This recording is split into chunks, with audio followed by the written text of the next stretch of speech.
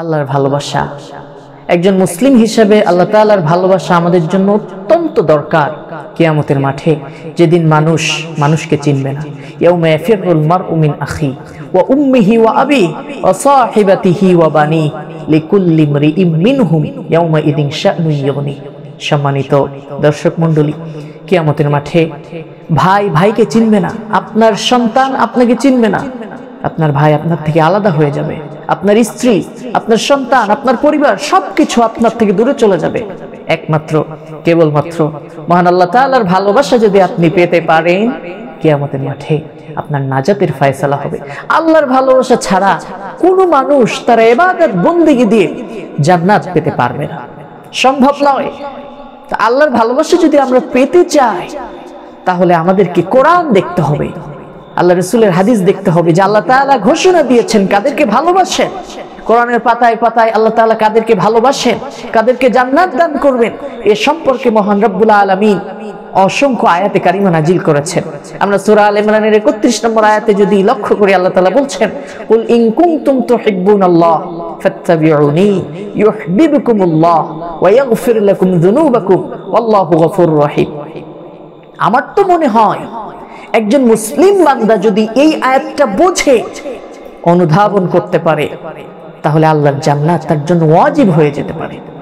আল্লাহ বলছেন, নবী তুমি বলো, কুল ইন কুনতুম তুহিব্বুনাল্লাহ। তারা যদি আল্লাহকে ভালোবেসে থাকে।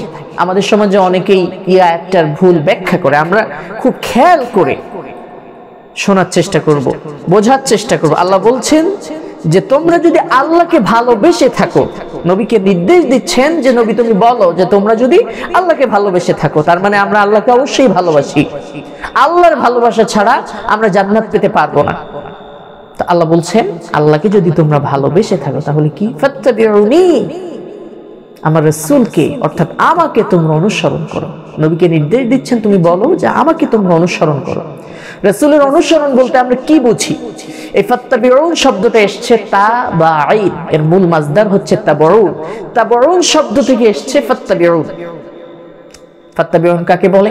আপনার সামনে দিয়ে যদি একজন মানুষ হেঁটে যায়, সে কিভাবে চলাফেরা করে, দুই পায়ের মাঝখানে কতটুকু ডিসটেন্স রেখে চলে, কিভাবে হাত নাড়ায়, কিভাবে পা নাড়ায়, প্রত্যেকটা বিষয়কে আপনি পুঙ্খানুরূপে অনুসরণ করার নামই হচ্ছে ফাত্তাবিউন।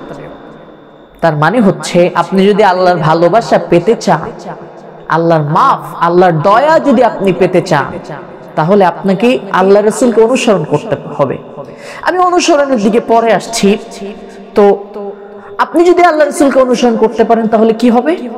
আল্লাহ তাআলা ঘোষণা দিয়েছেন, ইউহিব্বুকুমুল্লাহ, আমি আল্লাহ তাআলা ওই মুহূর্ত থেকে ইউহিব্বুকুমুল্লাহ, এটা হচ্ছে মুবারে, বর্তমান ভবিষ্যৎ, প্রেজেন্ট ফিউচার, অর্থাৎ আল্লাহ তাআলা আপনাকে যেই মুহূর্ত থেকে আপনি আল্লাহ রাসূলকে অনুসরণের সিদ্ধান্ত নেবেন, ওই মুহূর্ত থেকে আল্লাহ ঘোষণা দিচ্ছেন আপনার জীবনের সমস্ত গুনাহ খাতা আল্লাহ মাফ করে দিবেন। সুবহানাল্লাহি বিহামদিহি। এবং আল্লাহ আপনাকে ভালোবাসা শুরু করবেন। ইউহিব্বুকুমুল্লাহ, আল্লাহ বলছেন আমিও তোমাদেরকে ভালোবাসা শুরু করব, এবং ফিউচারেও, ভবিষ্যতেও আমি আল্লাহ তোমাদেরকে ভালোবাসবো। ওয়া ইয়াগফির লাকুম, আল্লাহ আপনাদের জীবনের, আমাদের জীবনের গুনাহ খাতা মাফ করে দিবেন। আল্লাহু গফুরুর রহিম। তাহলে ফাত্তাবিউন বলতে কি বোঝানো হয়েছে?